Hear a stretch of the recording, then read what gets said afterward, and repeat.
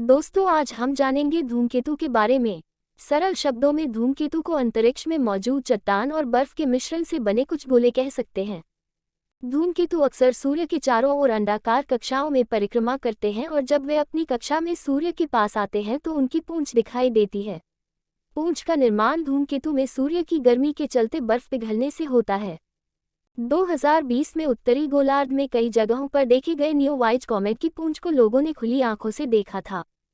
कैसे धूमकेतु। कुछ धूमकेतुओं की कक्षाएं अपेक्षाकृत छोटी होती हैं, जबकि अन्य इतने लंबे होते हैं कि उन्हें सूर्य के चारों ओर एक चक्कर पूरा करने में हजारों साल लग जाते हैं।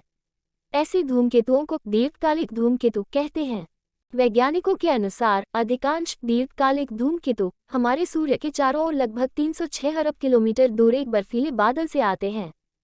सूर्य के चारों ओर यह बादल बर्फीले टुकड़ों से बना एक आवरण है और इसे उर्ट क्लाउड कहा जाता है। वैज्ञानिकों का कहना है कि धूमकेतु C2022A3 ZTF का जन्म भी इसी उर्ट क्लाउड में हुआ था। इसके हरे रंग के कारण लोग इसे ग्रीन कॉमेट या हरा धूमकेतु कहते हैं। तब हुई थी धूमकेतु की खोज। इस धूमकेतु की खोज मार्च 2022 में की गई थी। दरअसल जब तक ये बृहस्पति के निकट नहीं आया तब तक वैज्ञानिकों को इसका पता नहीं चल पाया था। इसके हरे रंग की वजह आखिर क्या है? इस धूमकेतु में डायएटॉमिक कार्बन 2 कार्बन परमाणुओं का एक युग्म प्रचुर मात्रा में है।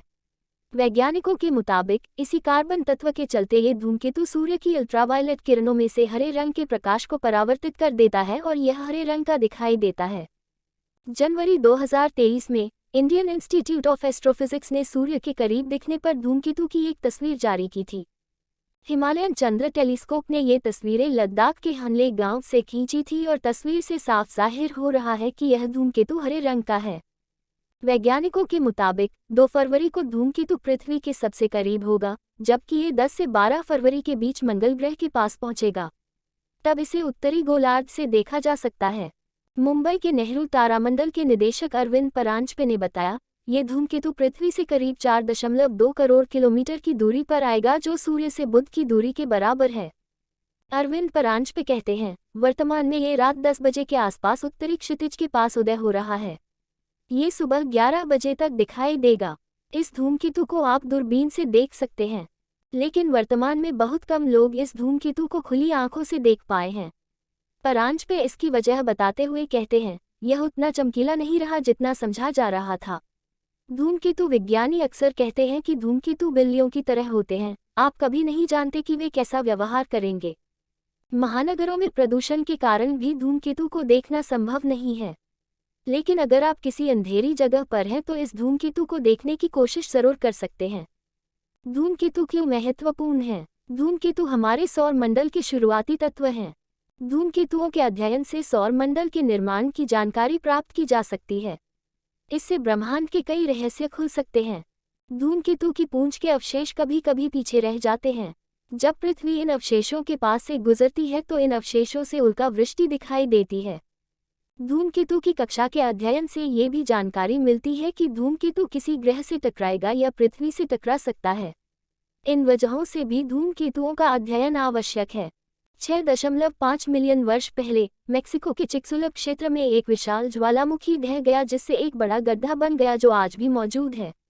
एक सिद्धांत के अनुसार इस विस्फोट के चलते ही डायनासोर प्रजाति का अंत हुआ। कुछ वैज्ञानिकों का मत है कि पृथ्वी पर जो विशाल चट्टान गिरी थी वह कोई क्षुद्रग्रह या धूमकेतु था। कुछ वैज्ञानिकों के मुताबिक धूमकेतुओं के कारण ही पृथ्वी तक जल पहुंचा और बाद में उससे जीवन का जन्म हुआ। कुछ प्रसिद्ध धूमकेतु। हेली धूमकेतु प्रत्येक 76 वर्ष बाद आने वाला ये धूमकेतु मानव इतिहास की अनेक घटनाओं का साक्षी रहा है। ये खुली आंखों से दिखाई देता है। अलग अलग संस्कृतियों ने इसे अलग अलग समय पर रिकॉर्ड किया है। धूमकेतु शूमेकर लेवी, जुलाई 1994 में ये धूमकेतु बृहस्पति से टकराकर नष्ट हो गया था।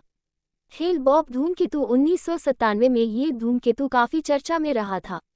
धूमकेतु टेम्पल टटल हर 33 साल में सूर्य के चारों ओर एक चक्कर पूरा करने वाले इस धूमकेतु के मलबे के कारण हर नवंबर में पृथ्वी पर उल्का वृष्टि होती है। दोस्तों, कैसी लगी आपको कमेंट्स में जरूर बताएं। अगर वीडियो अच्छी लगे तो लाइक करें, शेयर करें, सब्सक्राइब जरूर करें। धन्यवाद।